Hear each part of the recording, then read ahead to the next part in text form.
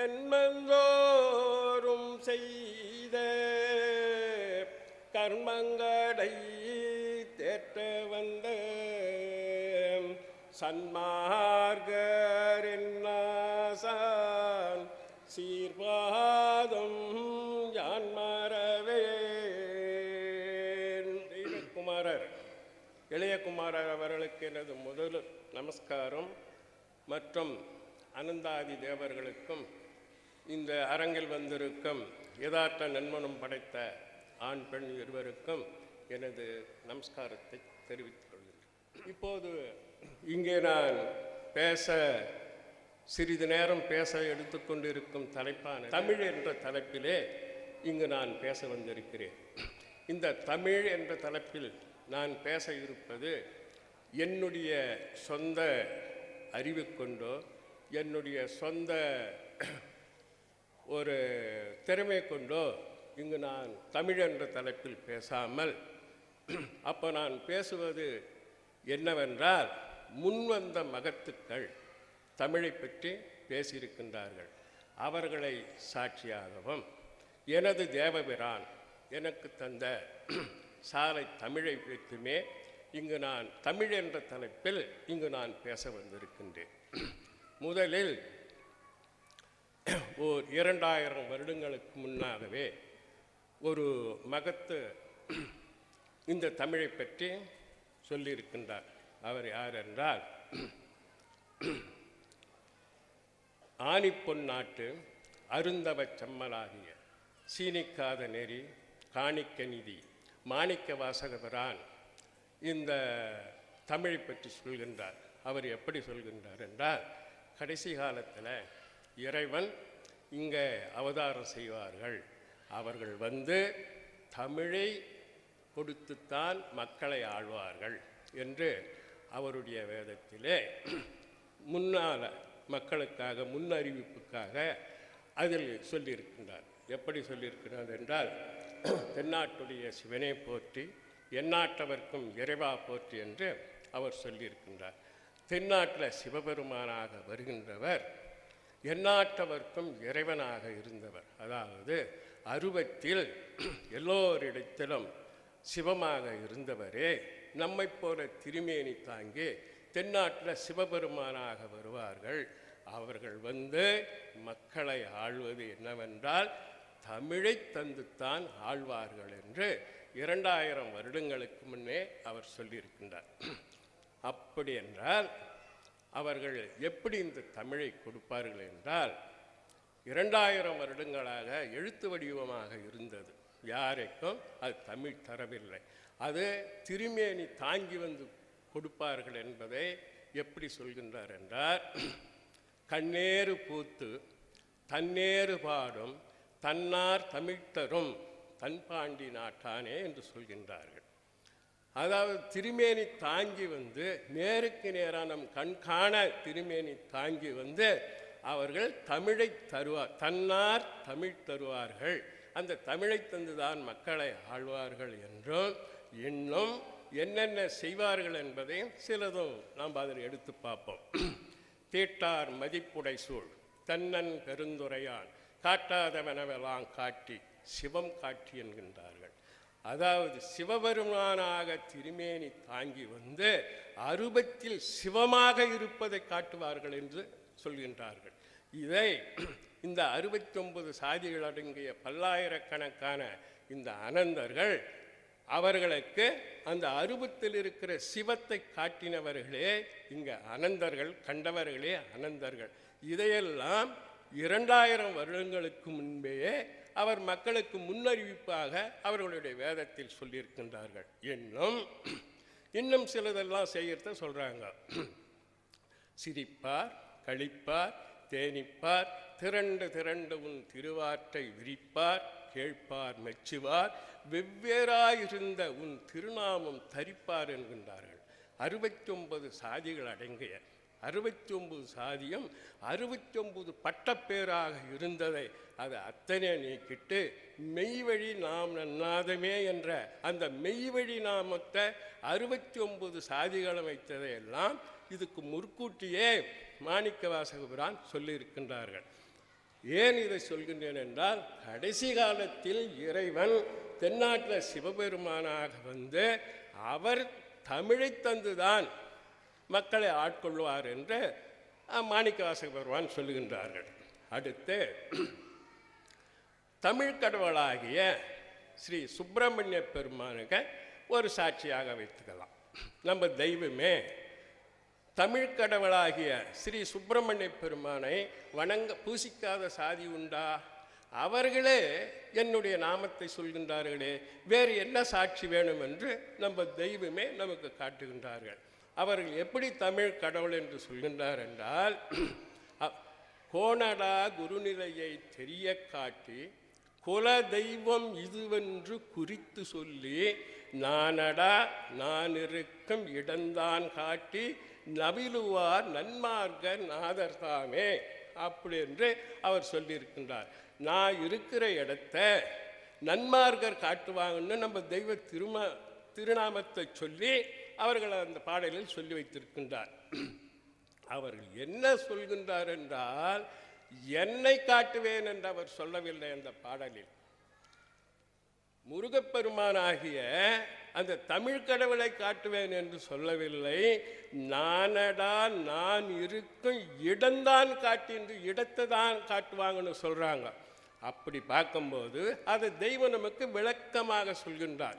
கடவுள் என்றால் என்ன? ஆகாயத்தில் அல்ல, இந்த மனிதனுடைய கடத்துக்கு உள் என்று நமக்கு காட்டுகின்றார்கள்.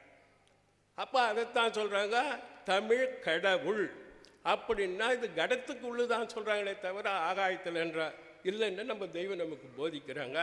அதுக்கு சாட்சியாக அவ்வபிராட்டாரை கூப்பிட்டுக்கிறாங்க.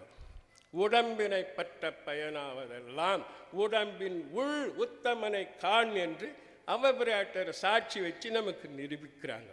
அப்போ அவ்வபிராட்டார் என்ன சொல்றாங்க? உடம்பின் உள் என்று சொல்லவில்லை, உடம்பினை பற்ற பயனாவதெல்லாம் உடம்பின் உள் உத்தமனை காண் என்று ஒரு கட்டளையாகவே சொல்கின்றாங்க. உடம்பின் உள் என்று சொல்லிவிட்டு போகவில்லை, உடம்பின் உத்தமனை காண் என்று கட்டளையாக சொல்கின்றார்கள். அதை அவங்க அப்படி சொன்னா இன்னொரு மகத்து சொல்கின்றார், இந்த உடம்பினில் உத்தமனை கண்டேன் என்று சொல்கின்றார். திருமூலனார் சொல்கின்றார், உடம்பினை முன்னம் இழுக்கென்றிருந்தேன், உடம்பினுள் ஓர் பொருள் கண்டேன், உத்தமன் கோயில் கொண்டான் என்று ஓம்புகின்றேனே அப்படி என்ன அவர் சாட்சியாக சொல்றாங்க. இந்த கடவுள் என்றால் தமிழ், இவன் உள் இருப்பது தான் இந்த கடமாகிய இதுக்கு உள் தமிழ்தான் இருக்கிறது என்பதை அவர்கள் மூலமாக நாம் பார்க்கிறோம். இது இப்படி இருக்க, நமது தெய்வம் நமக்கு கொடுத்த சாலை தமிழை பார்ப்போம். இந்த தூல தேகத்தை நீக்கி ஜீவதேகத்தில் மறுபிறப்பு பெற்ற பிள்ளைகளை அன்று இரவு பெற்றெடுத்து மறுநாள் அவர்களுக்கு போதிக்கின்றார்கள். நேற்றிரவு அந்த பிரணவ பேரொளி நாட்டில் பிறந்தீர்களே, அப்படி பிறந்தவுடன் சாலை தமிழ் மங்கையின் கொங்கையிலே, சாலை கலைமகளின் கொங்கையிலே ஞானப்பால் குடித்தீர்களே, அதுதான் முக்தரெல்லாம் அமுதருந்தும் கொங்கையாகும். சர்வத்திலே இங்க வந்த எல்லா மகத்துக்களையும் பிறப்பித்து பால் கொடுத்து வளர்த்தது தமிழ் என்பதை 69 சாதிகளாகிய பல்லாயிரக்கணக்கான மக்களை அந்த தமிழில் பிறக்க வைத்து தமிழ் பால் குடித்தது சாட்சி. இந்த அனந்தர்குலம் இந்த தமிழில் பிறந்த தமிழ்பாலை குடித்ததற்கு சாட்சியாக இந்த அனந்தர் குலம் இருக்கிறது. எதுவென்றால் தமிழ்தான் இந்த கடத்துக்கு உள்ளிருக்கிறது. அதனால தான் சுப்பிரமணிய பெருமானுக்கு தமிழ் கடவுள் என்றே அவர்களை அழைக்கின்றார்கள். இது இப்படி இருக்கட்டும். இந்த தமிழை நம்ம தொட்டு தொட்டு பார்த்துக்கிட்டு வரோம். தமிழ் என்றால் என்ன என்று கடைசியில் நம்ம மொத்தமாக பார்ப்போம். இந்த சாலை தமிழில் சொல்கிறாங்க, ஒரு தேடு ஊடகத்தில் குறமாதாக வந்து நமக்கு எல்லா குறிகளும் சொல்லிவிட்டு திடீரென்று மறைகின்றார்கள். மறைந்த உடனே அந்த பிரம்மக்குலகர் திடீர்னு குறமாத மறைந்து விட்டாலே என்ன செய்கிறது, சரி குரமாதோ நம்மை விட்டு போய்விட்டார். இனி கேட்பதற்கு நமக்கு யாதொரு கதியும் இல்லை. ஆதலினால் நாம் தேடு கூட அகத்தை நோக்கி செல்லுவோம், வாருங்கள் பிறவையேர் என்று அவர்கள் ஒருவருக்கு ஒருவர் கூடிக்கொண்டு பேசுகின்றார்கள். அப்போ எங்கே போகிறாங்க? தேடு கூட அகத்துக்குள்ளே போகலாம் வாங்குறாங்க. அந்த அகத்துக்குள்ளே என்னென்ன இருக்கிறது என்று ஒரு பெருமையை ஒருவரோடு ஒருவர் பாடி பரவசப்பட்டு கொண்டு போகின்றார்கள். அதை நாம் பார்ப்போம். வாருங்கள் பிறவியரே தடந்தந்திசை, வாருங்கள் பிறவியரே. அந்த தேடு கூடத்துக்குள்ளே நுழைஞ்சு போகலாம் வாங்க. அதுக்குள்ளே என்னென்ன இருக்கிறது அதை அவங்க பாடி பரவசப்பட்டு கொண்டு போகிறாங்க. வளரமூர்த கலச இளரவி முக்தரசை. அந்த தேடு கூடத்துக்குள்ள என்ன இருக்குன்னா நொடிக்கு நொடி வளரக்கூடிய அமுத கலசம். அது இள ரவி, முதுமையை அடையாத என்றும் இளமையான ரவியாக இருக்கிறது. அந்த ரவி எப்பேற்பட்டதுன்னா முக்தி தரக்கூடிய வேண்டியதாக இருக்கிறது. வளரமூர்த கலச இளரவி முக்தரசை. அந்த முக்தி தரக்கூடியது என்னவா இருக்குது என்றால் பழமக்கலை ஒளி ஒளியாகவும் இருக்கிறது. வாருங்கள் பிறவியரே. தேடு கூடத்துக்குள்ள இதெல்லாம் இருக்குது. அந்த ஆச்சரியத்தை பார்த்து போகிறாங்க. அப்போ என்னவென்றால் இந்த பழமைக்கலை அது எப்படின்னா ஒளி ஒளியாக இருக்கிறது. வாருங்கள் இன்னும் பார்த்துக்கிட்டு போகலான்றாங்க. அது என்ன? இந்த பழமக்கலைக்கு ஒரு வல்லவம் என்றால் நரரை அமரன ஆக்கிய மதத்தை போக்கும். அந்த பழமைக்கலைக்கு இந்த பூலோகத்தில் ஒருவன் நரனாக பிறந்தவனை அமரனாக்கக்கூடிய ஒரு வல்லபம் உள்ளது அந்த பழமைக்கலைக்கு. அது எப்பேற்பட்டதுன்னா இந்த பூலோகத்தில் ஒருவன் நரனாக பிறந்து அமரனா ஆகலன்னா ஒரு பெரிய குறை இல்லையா? அப்படிப்பட்ட குறையை அறத்துடைக்கும் குணாமணியாக இருக்கிறது. வாருங்கள் பிறவியரே. இது எங்க? தேடு கூட அகத்துக்குள்ள நோக்கி போறாங்க. சரி, அது என்னவா இருக்கிறது? அது எப்படி அந்த பழமைக்கலை, அந்த நரரை அமரனாக்கக்கூடிய அந்த பழமைக்கலை என்னவா இருக்குன்னா அமுதும் சிந்தும் தமிழே. இப்படிப்பட்ட வல்லபம் உள்ளது எதுவா இருக்கிறது என்றால் அமுதும் சிந்தும் தமிழே கமழும் தென் திசையதே குமரி வேங்கடத்திடை அமரன் தெய்வப்பதி என்கின்றார்கள். அங்கே இள ரவி என்கின்றார்கள், இங்கே 10 வய குமரியாக சொல்கின்றார்கள். முதுமையை காணாதது.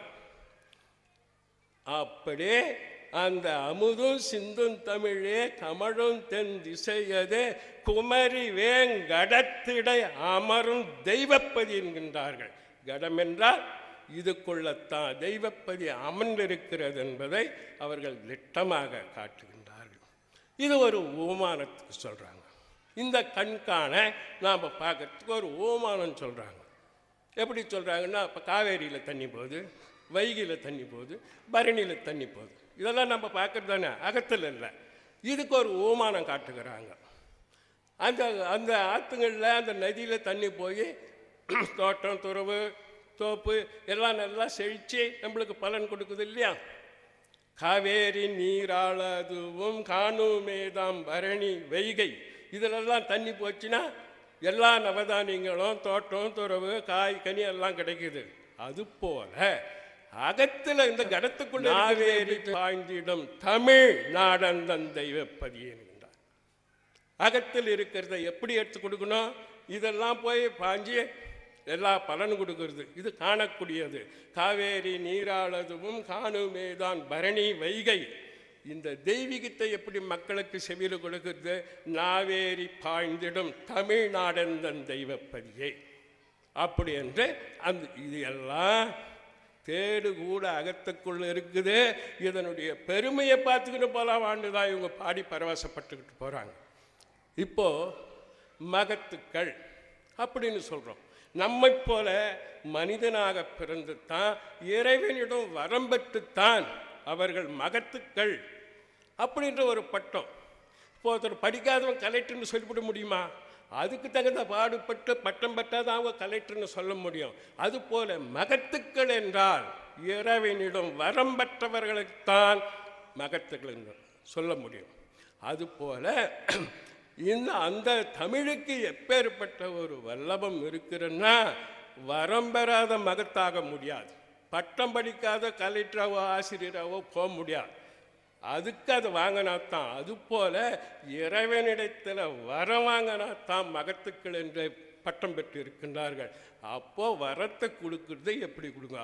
வரமனைத்தும் தருகம் தரும சத்திரம் என்ன. வரம் பெறாமல் மகத்துக்களாக ஆக முடியாது. இதாவது சதுரயுகத்திலே வந்த மகத்துக்கள் வரம் பெற்றவர்களே. அப்படிப்பட்ட வரமனைத்தும் தருகும் தரும சத்திரம் என்ன. தமிழரசு நிலத்தை அமரும் தெய்வப்பதியே. இறைவன் படைத்த படைப்பில் எந்த படைப்பிலாவது தமிழ் அரசு கொண்டு இருக்கிறதா? தமிழ் அரசு நிலத்தே அமரும் தெய்வப்பதியேன்றாங்களே. இறைவன் படைத்த படைப்பில் எந்த படைப்பில் தமிழ் அரசு கொண்டு இருக்கிறது?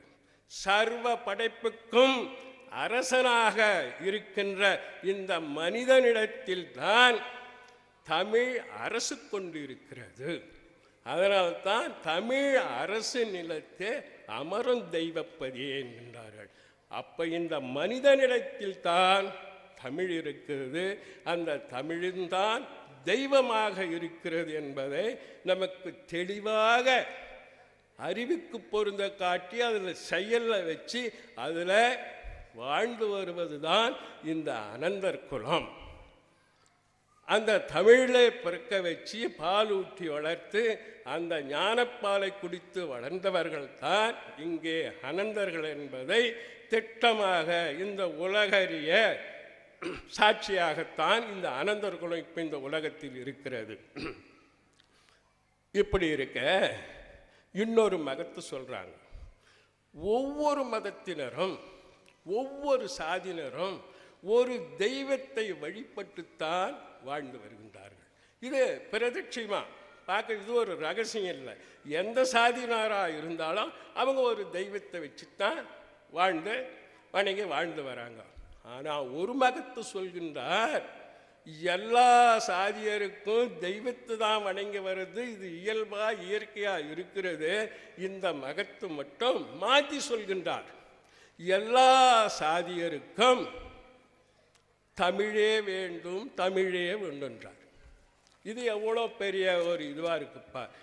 இவங்க எல்லோரும் தெய்வத்தை வணங்கி தான் வாழ்ந்து வராங்க.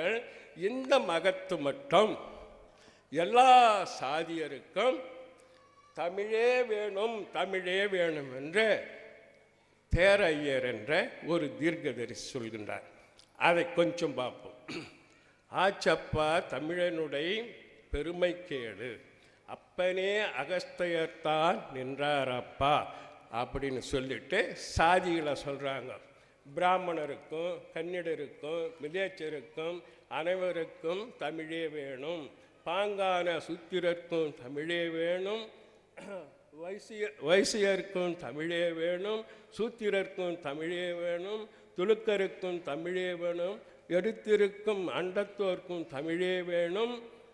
இயல்பான தமிழதுதான், எல்லோருக்கும் இயல்பான தமிழதுதான் வேணும் வேணும் அப்படி சொல்லிட்டு அப்பனே அவர்களுக்கும் தமிழே வேணும் என்கின்றார்.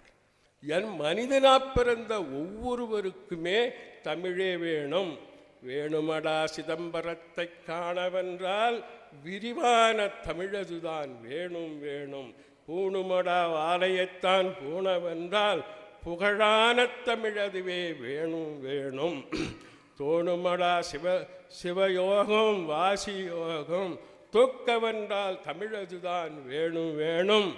ஆணுமடா அந்த தமிழை ஆளாக சொல்கின்றார்கள். ஆணுமடா அனைவருக்கும் வேணும் வேணும், அப்பனே அனைவரும் தான் அறிந்து பாரே என்கின்றார். ஆணுமடா அனைவருக்கும் வேணும் வேணும், அப்பனே அனைவரும் தான் அறிந்து பார் என்று சொல்கின்றார். பார் என்றால் இந்த கண் கொண்டு பார்க்கலாம், அறிந்து பார் என்றால் இந்த கண் கொண்டு பார்க்க முடியாது. அறிவை கொண்டு அறிந்து பார்ப்பதுதான், அதைத்தான் அறிந்து பார் என்கின்றார். பாருன்னா அந்த கண்ணிலே பார்த்துடலாம், புறத்தில் இருக்கும், தமிழ் அகத்தில் இருக்குது. அதனால பாருன்னு சொல்லாம அப்பனே அனைவருமே அறிந்து பார் என்கின்றார்கள். அறிவுக்கு நம்ம தெய்வம் சொல்றாங்கல்ல, அறிவதனை கொண்டு அறிவதனை கண்டு அறிவதை அறியணுன்றாங்க. பார்க்கறதுன்னா கண்ணில், அறியறதுன்னா அறிவு. புறத்துக்குல பார்க்கறதுக்கு தான் இந்த கண்ணு, அகத்தில் பார்க்கறதுக்கு தான் அறிவு. புறத்தில் இருக்குது தூரத்தை பார்க்கறதுக்கு இந்த கண்ணே போதும். அகத்தில் ஜீவனை பார்க்க வேண்டால் அறிவு வேணும். அது ஆசான் கொடுக்கிற அறிவாக இருக்கும்.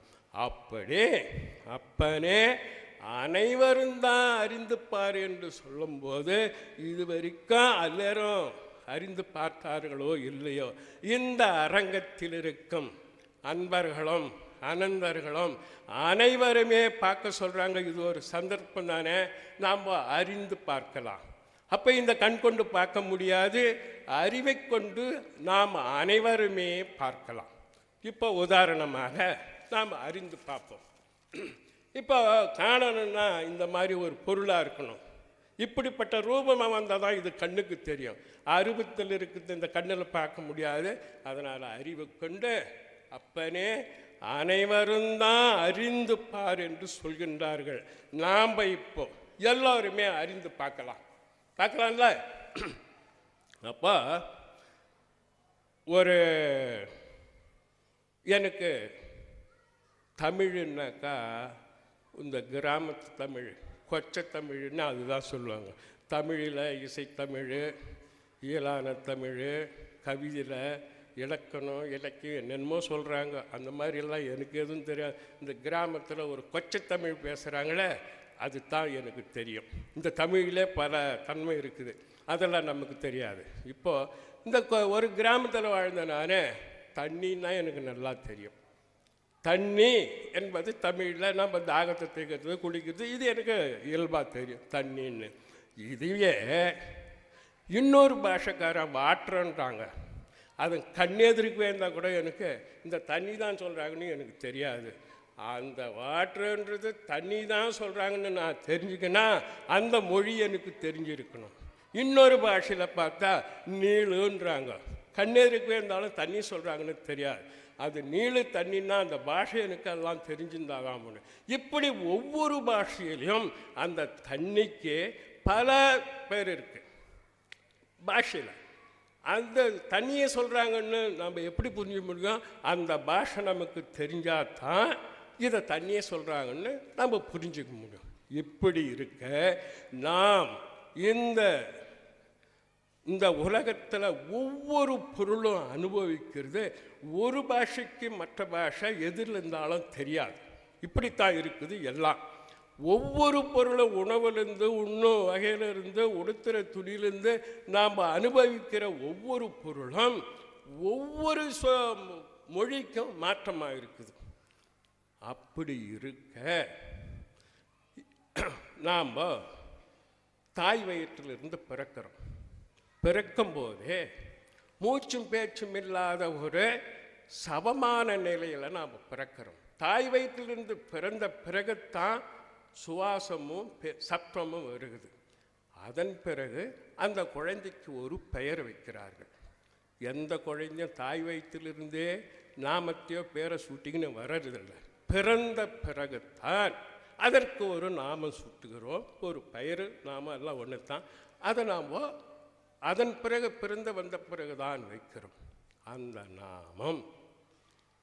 அந்த நாமம் ஒருவருக்கு வைக்கப்பட்ட நாமம் எந்த சாதியதற்காக இருந்தாலும், எந்த குலத்தர்கள இருந்தாலும் அந்த நாமம் மட்டும் தமிழாகவே இருக்கிறது.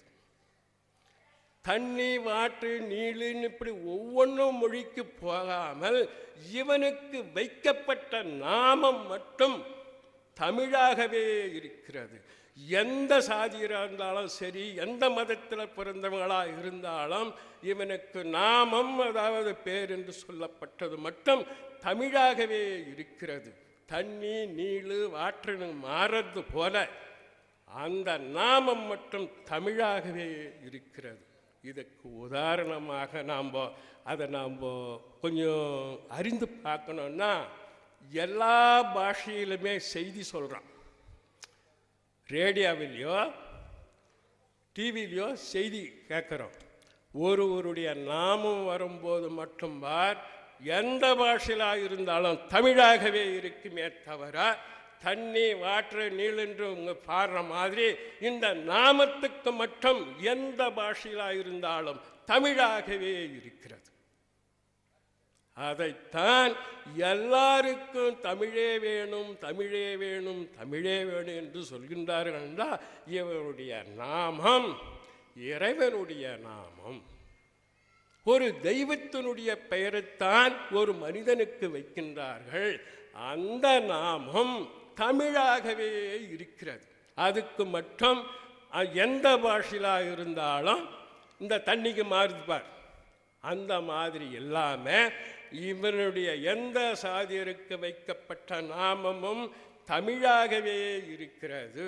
அதைத்தான் எல்லா சாதியருக்கும் எல்லா பாஷக்காரருக்கும் தமிழே வேணும், தமிழே வேணும் என்றால், தமிழ் இவனுடைய உயிராக இருக்கிறது. இறைவன் இவனுடைய உயிராக இருக்கிறது. தெய்வம் இவனுடைய உயிராக இருக்கிறது.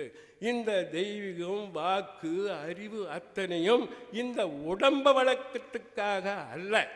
உடம்பு வளர்க்க வேண்டும் என்றால் யானைக்கு தான் முதல் இதையெல்லாம் கொடுத்துருக்கணும். சிங்கம் புலி மாமிஷ்டே தின்னு வளருது. அதுக்கு இந்த அறிவும் வாக்கும் தமிழும் தெய்வமும் அதுக்கு தான் கொடுத்திருப்பார்கள் இறைவன்.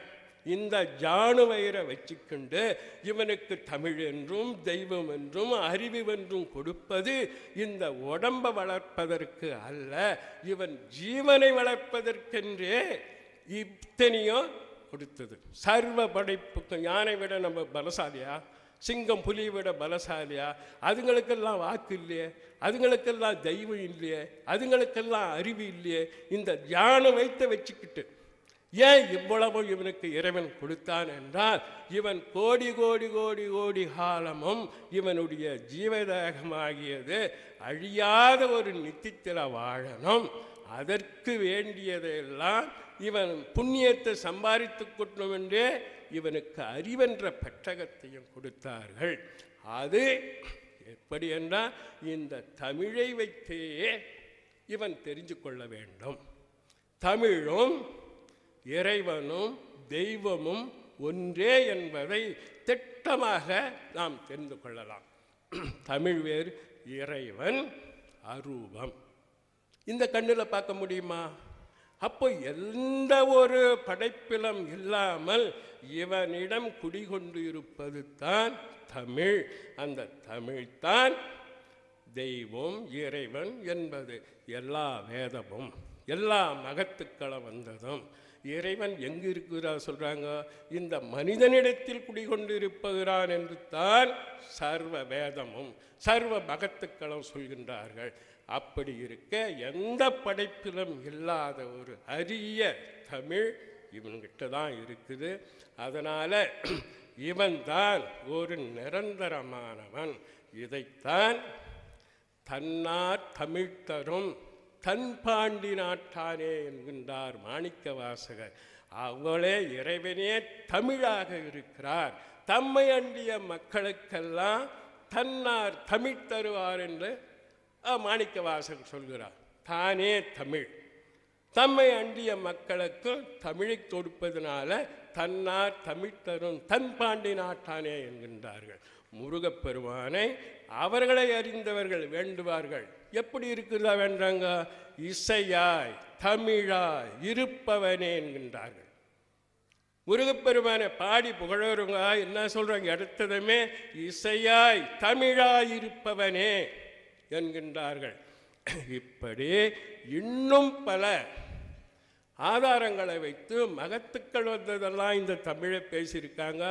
நம்ம தெய்வம் சாலை தமிழை விட்டு அதுக்குள்ளவே அடக்கிட்டார்கள். இருந்தாலும் அது ஒரு புகை போன்ற தமிழ் என்னவோ ஏதோன்னு பெற்றவர்களே இருக்காங்க.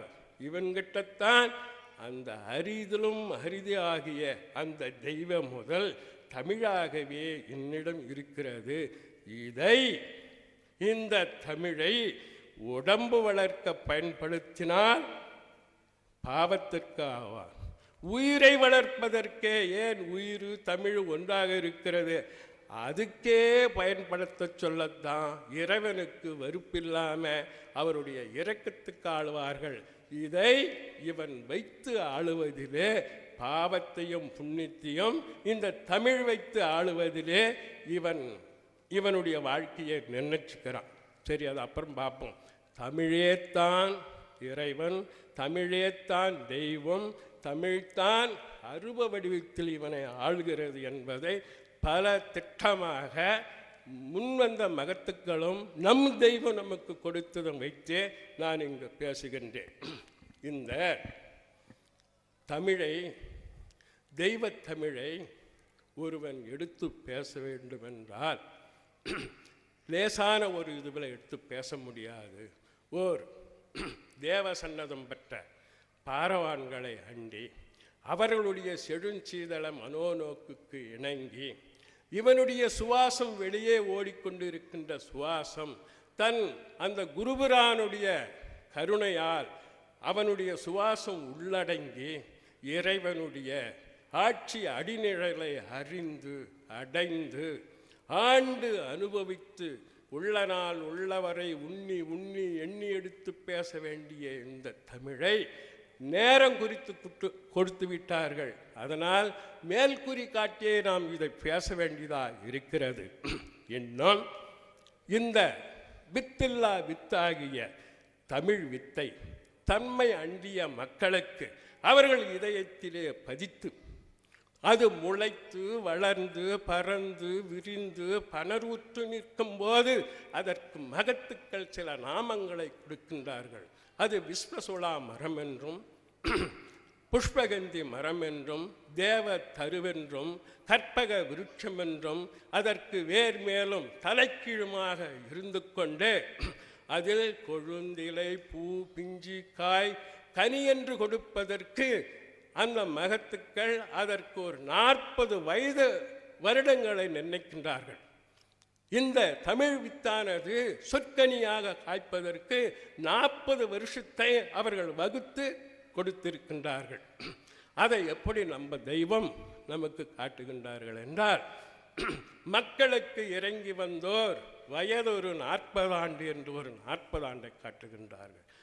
இன்னொரு 40 காட்டுகின்றார்கள். 40 ஆண்டு காலம் நான் நடந்து 4 யுகங்கள் எதிர்பார்த்த இல்லை என்று இன்னொரு 40 காட்டுகின்றார்கள். கிரேதாயுகம், திரேதாயுகம், துவாபர யுகம், கலியுகம், இந்த 4 யுகத்தில் வந்த மகத்துக்கள் இந்த மெய்வழிச்சாலையை காட்டுகிறார்கள். அதைத்தான் 40 ஆண்டு காலம் நான் நடந்து 4 யுகங்கள் எதிர்பார்த்த இல்லை என்று அங்கு ஒரு 40 ஆண்டு காட்டுகின்றார்கள். இன்னொரு 40 ஆண்டு நீதி கொண்டெழும் 40ஆம் ஆண்டென்றும் ஓதினார்கள் சுவடி ஒன்றுண்டென்று இன்னொரு 40 காட்டுகின்றார்கள். இன்னொரு 40ஐ தங்கள் மக்களாகிய அனந்தர் குலத்துக்கே ஓர் எச்சரிப்பாக ஒரு 40 ஆண்டு காட்டுகின்றார்கள். சோதி பிறப்பில் உனை எழுப்பி சென்றாகிவிட்டது 40 ஆண்டு என்று தம் மக்களை குறிவைத்தே உன் அந்த மறுபிறப்பில் பெற்று 40 ஆண்டு ஆச்சு, நீ சின்னவன் அல்ல, நீ அறிய வேண்டியவன் அறியவன் என்று அந்த 40 ஆண்டை சுட்டி காட்டுகின்றார்கள்.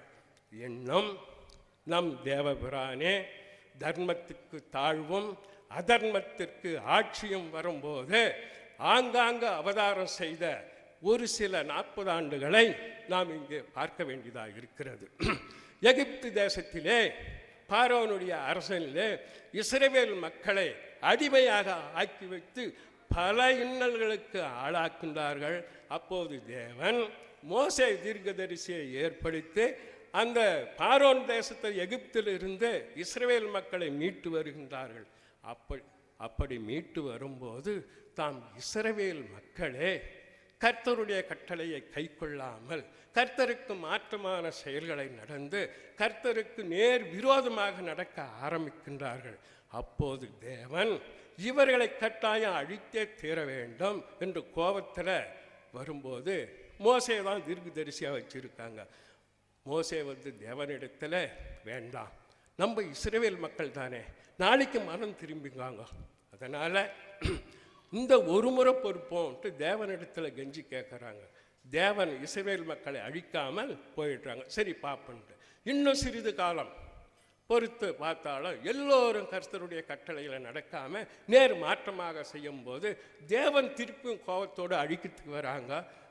மோசே மண்டியிட்டு நம்முடைய இஸ்ரவேல் மக்கள் அல்லவா, இந்த ஒரு முறை மன்னியும், அப்புறம் நாம் பார்த்துக்கலான்னு மண்டியிட்டு கஞ்சுறாரு தேவனிடத்தில். மோசேவனுடைய இரக்கத்தினால தேவன் அந்த இஸ்ரவேல் மக்களை அழிக்காமல் போயிடுறாங்க. திருப்பி கொஞ்ச நாள் பார்த்தா எல்லோரும் ஏகத்துக்கும் மாற்றமாகிறாங்க. ஒருத்தர் கூட மனம் திரும்பலை. அதாவது பெண் கொடுக்கவும், பெண் எடுக்கவும், குடிக்கவும், புசிக்கவும், இப்படி உலக லவீக வாயில வந்து தங்கள் குமாரரையும் குமார்த்திகளையும் பாவ பிசாசுக்கு கொடுத்து பலித்தார்கள். தேவனுடைய கட்டளையை ஒருவரும் இல்லை. அவர்கள் தேவனுடைய பல நேர் மாற்றமானதே செஞ்சுவாங்க. இப்படி இருக்கு சொல்ல இனி இவர்களை நம்ம வைக்கக்கூடாதுன்னு தேவன் கோபத்தோடு அழிக்க வராங்க. மோசே பார்த்துருந்து எழுந்து போய் மன்னிப்பு கேட்கலான்னு எழுந்துக்கிறாங்க. தேவன் மோசேக்கு, மோசே இவர்களுக்காக நீ மனவேதனை பட வேண்டாம், இந்த ஜனங்கள் யார் தெரியுமா, இவர்கள் என்னை வாயாலே ஒப்பந்தம் பண்ணி உதட்டாலே என்னை புகழ்ந்து இவர்களுடைய இருதயமோ என்னை விட்டு வெகு தொலை தூரத்தில் இருக்கிறது. இவர்கள் வணங்கா கழுத்தும் வழிவி போற இருதயமும் உள்ளவர்கள் என்று 40 வருஷம் நான் பொறுத்திருந்து சாபமிட்டு அழிக்கின்றேன்.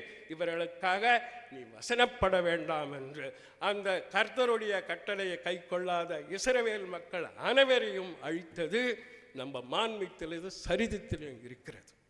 ஒரு சிலர் தான் அந்த மோசே இருக்கும் மேட்டுக்கு போகின்றார்கள்.